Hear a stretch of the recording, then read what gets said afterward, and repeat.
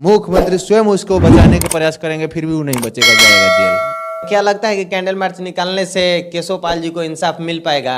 केशवपाल जी की कातिल को अगर पुलिस गिरफ्तार नहीं करती है तो बहुत बड़ा विडंबना बढ़ जाएगा सासाराम में। ये संतोष पाल का वचन है। रोहतासी जिला का बात है, बटिया में विनय पाल जी का हत्या हुआ था तो कैंडल मार्च में निकला था। उस समय शासन और प्रशासन और सरकार का भी पुतला भी दहन हुआ था, फिर भी अभी तक दोनों केस में अभी तक अपराधी गिरफ्तार नहीं हुआ। तो क्या लगता है कि मतलब केशवपाल जी को अगर पुतला दहन होता है, कैंडल मार्च निकलता है, अगर फिर भी कुछ नहीं होता है तो फिर आप लोग क्या कीजिएगा?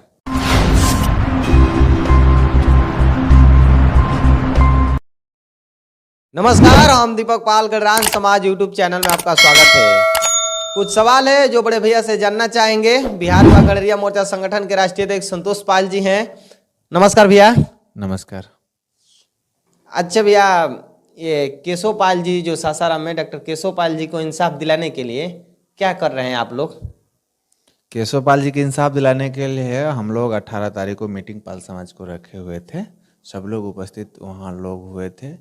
फाइनल डिसीजन यही हुआ कि हम लोग 23 तारीख को संध्या 4 बजे सासाराम पायलट बाबा के मंदिर से कैंडल मार्च चालू करके और पूरे शहर में सासाराम कैंडल मार्च निकालकर एक विरोध पुलिस के खिलाफ किया जाएगा। अच्छा, क्या लगता है कि कैंडल मार्च निकालने से केशवपाल जी को इंसाफ मिल पाएगा? प्रशासन जगेगी? जगेगी नहीं जगेगी, फिर भी जो काम होता है, जो पहला स्टेप है सरकार के प्रशासन को अपना संदेश पहुँचाना, तो हम लोग पहला स्टेप कर रहे हैं। जब मीटिंग हुई थी तो उस दिन सब लोग देखे होंगे वीडियो के माध्यम से कि हम लोग सफेल थाना सासाराम में जाकर 72 घंटा के वहाँ के थाना प्रभारी को हम लोग टाइम दिए हैं। थाना प्रभारी हम लोग से 48 घंटा मांग रहे थे। हम लोग बोले कि चलिए 72 घंटा आप टाइम ले लीजिए, इसका जो है उद्भेदन करके जो भी कातिल है सामने लाइए, उसको गिरफ्तार कीजिए। तो इधर 72 घंटा भी हो जाएगा और कैंडल मार्च भी निकल जाएगी। उसके बाद अगर गिरफ्तार नहीं होता है कातिल तो उग्र आंदोलन हो सकता है कि होगा। अच्छा, हम आपको साक्ष्य भी दे सकते हैं। शुभम पाल का गोलछनी में जो 6 वर्षीय बच्चा था उसका हत्या हुआ था, तो ऐसे ही कैंडल मार्च निकला था और विरोध भी हुआ था। बटिया में विनय पाल जी का हत्या हुआ था, रोहतासी जिला का बात है। बटिया में विनय पाल जी का हत्या हुआ था तो कैंडल मार्च में निकला था। उस समय शासन और प्रशासन और सरकार का भी पुतला भी दहन हुआ था, फिर भी अभी तक दोनों केस में अभी तक अपराधी गिरफ्तार नहीं हुआ।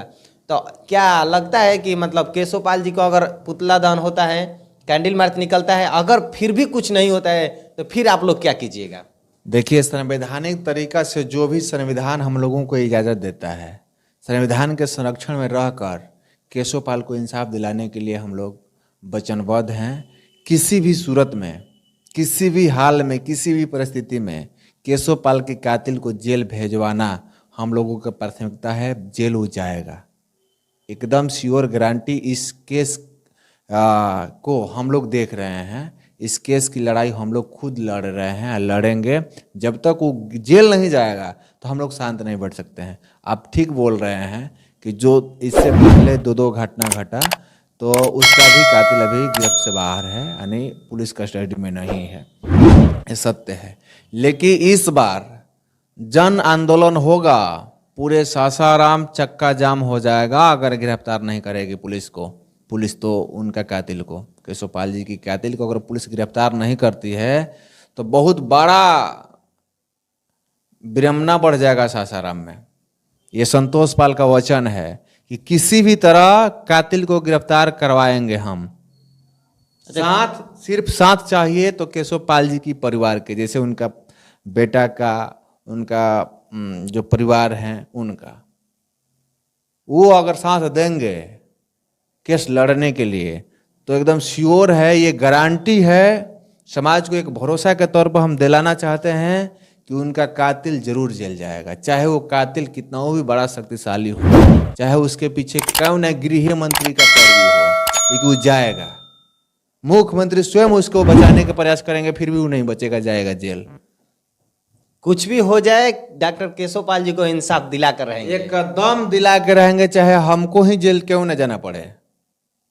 अच्छा, एक और बात है भैया, आप बोले थे कि ये बसंत पंचमी सरस्वती पूजा बाद आप पाल समाज का रोहतास जिला में जातीय जनगणना कराएंगे, उसका अभी तक क्या हुआ है? जातीय जनगणना चालू कर दिए हैं? भाई अब तो देख ही रहे हैं कि एक शोक है, एक समाज का समाज सेवी बहुत बड़ा चहेता, जब रोहतास जिला का ही हम जनगणना कराने के बाद कह रहे थे और रोहतास जिला में ही इस तरह का घटना घटित हो गया, तो अब क्या कहें। लेकिन जनगणना होगा, जनगणना होगा। होगा।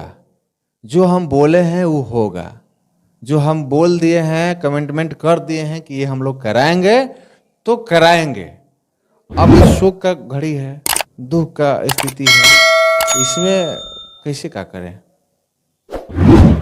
तो आप लोगों ने सुना कि राष्ट्रीय अध्यक्ष जी का कहना है चाहे कुछ भी हो जाए, चाहे हमें क्यों ना जेल ही जाना पड़े, पाल समाज का 2-4 लोगों को जेल भी जाना पड़े, फिर भी ये लोग डॉक्टर केशव पाल जी को इंसाफ दिला कर रहेंगे, क्योंकि आए दिन हमारे समाज में घटना घट रहा है। और बता देते हैं, जब उस दिन मीटिंग हुआ था तो कुछ बात जो है आप रिपोर्टिंग कर रहे थे, लेकिन उसके अंदर आप जो बात के सिलसिला जब बात हो रहा था अंदर में, तो आप वहां आपको वीडियो बनाने की अनुमति नहीं दिया गया। कहा जानते हैं क्यों?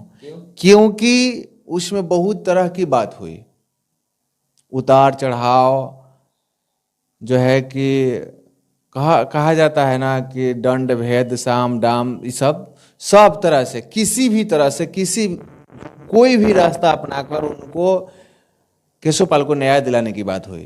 तो जो बात कैमरा के सामने नहीं कहा जा सकता है कि उनके केस में और कौन कौन सा कदम उठाया जा सकता है, वो नहीं कैमरा के सामने कहा जा सकता है, लेकिन उठाया जाएगा।